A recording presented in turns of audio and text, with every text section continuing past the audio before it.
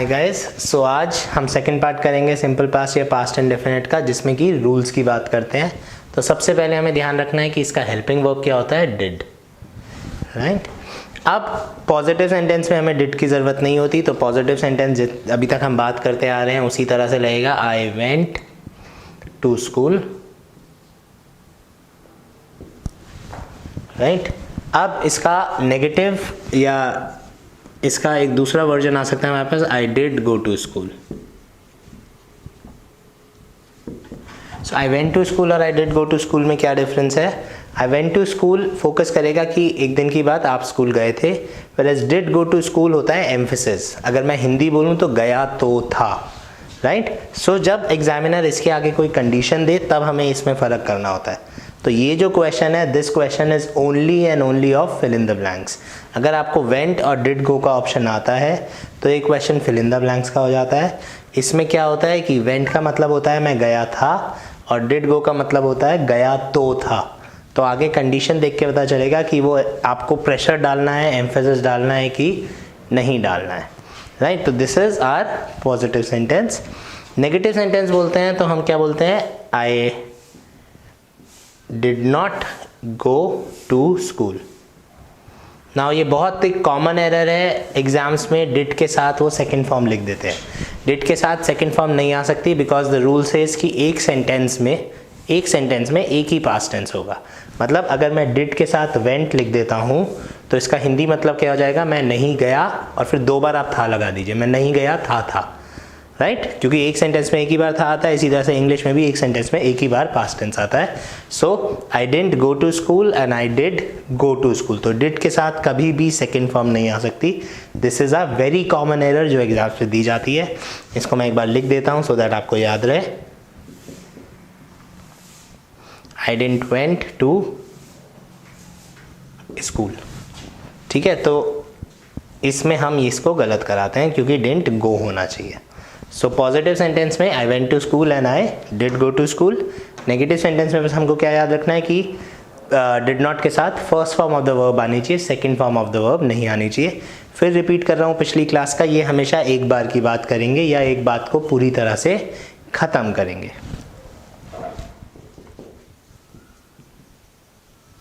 ये अभी रिसेंट एक किसी CGL के क्वेश्चन पेपर का क्वेश्चन है, ये फिल इन द ब्लैंक्स में क्वेश्चन आया था। तो again I didn't go to school और he didn't not go to school and he never went to school में फ़र्क। अब एग्जाम में क्या था, ये वाला portion fill in the blank में था, तो आपको या तो डिड नॉट गो पिक करना था या नेवर वेंट पिक करना था, और इसके आगे एक कंडीशन थी। तो कंडीशंस को ही हम समझने की कोशिश करेंगे। तो अगर मैं हिंदी की बात करता हूँ तो मैं स्कूल नहीं गया था, मैं स्कूल नहीं गया था, या मैं कभी स्कूल नहीं गया था। So I did not go to school and I never went to school में डिफरेंस क्या है, राइट। सो ये एक दिन की बात है और ये हमेशा की बात है, राइट। मैं कभी भी स्कूल नहीं जाता था और मैं एक दिन स्कूल नहीं गया था। अब इसी में मैं तीसरा सेंटेंस ऐड कर लेता हूँ, he didn't used to go to school.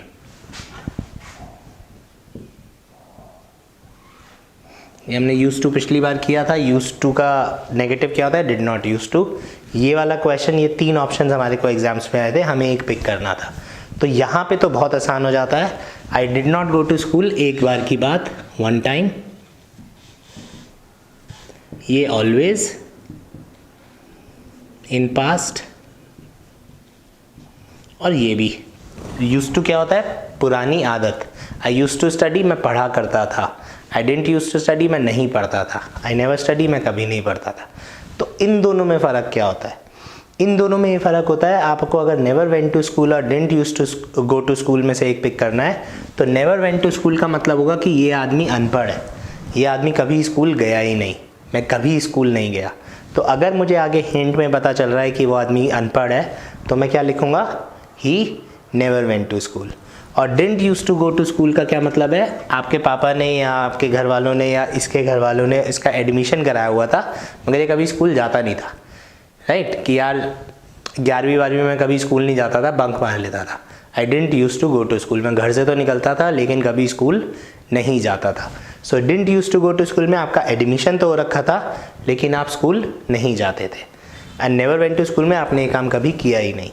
ये स्पॉटिंग एरर्स का क्वेश्चन नहीं है, मैं फिर रिपीट कर रहा हूँ, ये फिल इन द ब्लैंक्स में आता है और इन दोनों में डिफरेंस ज़्यादा मुश्किल हो जाता है। तो नेवर आपने कभी किया ही नहीं इस सेंटेंस में, नेवर वेंट टू स्कूल, ये आदमी कभी स्कूल नहीं गया।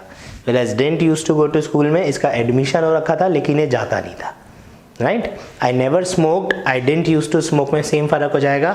आई नेवर स्मोक में मैंने कभी सिगरेट नहीं पी, and didn't use to smoke में मैं बोल दूंगा किसी के सामने नहीं पीता था, ऐसा होता था तो नहीं पीता था, वैसा होता था तो नहीं पीता था। तो ये हमको बहुत इंपॉर्टेंट है, ये केवल एग्जाम्स का रूल है, स्पोकन इंग्लिश का रूल नहीं है। स्पोकन इंग्लिश में दोनों ऑलमोस्ट सेम है, स्पॉटिंग एरर्स में दोनों ऑलमोस्ट सेम है। फिल इन द ब्लैंक्स में हमारी हर पेपर में हेडिंग क्या होती है, pick the most suitable answer. So सही दोनों है, दोनों सिचुएशंस में दोनों आ सकते हैं, लेकिन ज़्यादा सूटेबल। सो नेवर वेंट, आप कभी स्कूल ही नहीं गए, and didn't use to go, आप स्कूल, आपका एडमिशन हो रखा था मगर आप जाते नहीं थे। So this is our second point, negative sentence. So हमें क्या याद रखना है कि डिड के साथ हमेशा फर्स्ट फॉर्म आएगी, डिड के साथ सेकंड फॉर्म एक बहुत कॉमन फॉर्म ऑफ क्वेश्चन है जो एग्जाम्स में बहुत आता है और गलत होता है। I did not studied, I did not played, ये सब गलत है। Now our third sentence is WH questions. फिर रिपीट कर रहा हूँ, WH क्वेश्चंस हम 3 बार कर चुके हैं कि WH के साथ हेल्पिंग वर्ब आएगा तो क्वेश्चन माना जाएगा, WH के साथ हेल्पिंग वर्ब नहीं आएगा तो सेंटेंस माना जाएगा। सो Y didn't you study?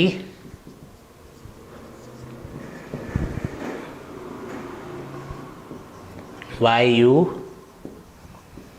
didn't study? ये हो गया नेगेटिव क्वेश्चन। और अगर हम पॉजिटिव क्वेश्चन लिखें तो what did you study and what you did study?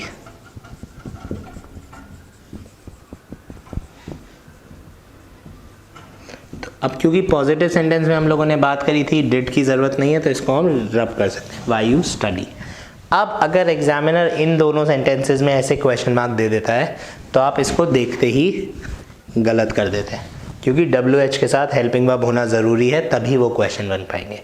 हाँ, अगर उसने क्वेश्चन मार्क नहीं दिया, जैसे कि हमारे पेपर्स में लिखा होता है ignore the error of punctuations, अब अगर उसने क्वेश्चन मार्क नहीं दिया, अब हमारे को कंडीशंस ढूंढनी पड़ेंगी कि वाकई ये क्वेश्चन है या ये सजेशन है, कंडीशन है या कुछ और है। So why didn't you study question हो गया, तुम पढ़े क्यों नहीं थे। Why you did not study condition हो गई, अब मैं बताता हूँ तुम क्यों नहीं पढ़े थे, क्योंकि तुम्हारा पढ़ाई में मन नहीं लगता। तो मैं बोलता हूँ आई डोंट नो, जैसे for example I don't know, जैसे ही मैंने आई डोंट नो लिखा इसके बाद मैं क्वेश्चन नहीं पूछ सकता, मुझे नहीं पता तुम क्यों नहीं पढ़े थे। तो ये हो गया सेंटेंस। तो अगर उसने आई डोंट नो ऊपर वाले में लिख दिया तो क्वेश्चन गलत हो जाएगा, बिकॉज सेंटेंस, क्योंकि WH के साथ डिड है, this means a question. So I don't know, इस तरीके की चीज़ें नीचे आएंगी, ये हमारा हिंट का काम करेगा। ये पोर्शन हमें बताएगा कि हमारे को क्वेश्चन नहीं पूछना है, हमारे को सेंटेंस देना है। सेंटेंस देना है तो WH के बाद हेल्पिंग वर्ब नहीं हो सकता। This is our part 3, that is WH question. ये रूल हर टेंस के साथ एप्लीकेबल है, हर मोडाल के साथ एप्लीकेबल होगा कि WH के बाद हेल्पिंग वर्ब आएगा तो उसको हम क्वेश्चन मानेंगे, WH के साथ हेल्पिंग वर्ब नहीं आएगा तो उसको हम सेंटेंस मानेंगे।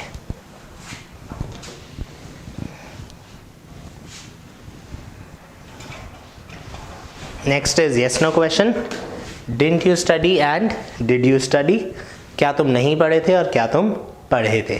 फिर सेम पॉइंट रिपीट हो रहा है।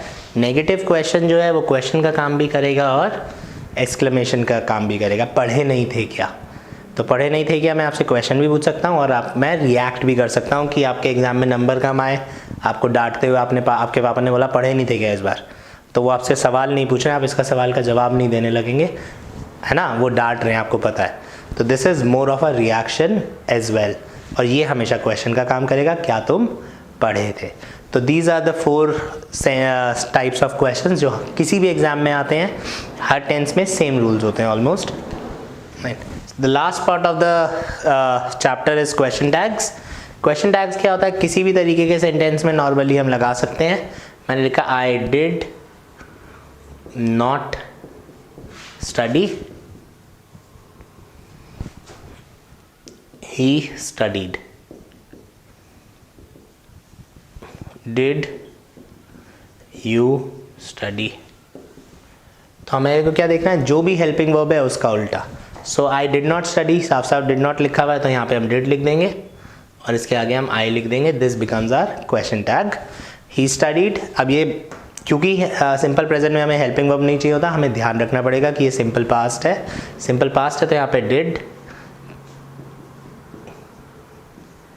और यहाँ पे डिड लिखा हुआ है क्योंकि क्वेश्चन है तो didn't. So this is all about simple past.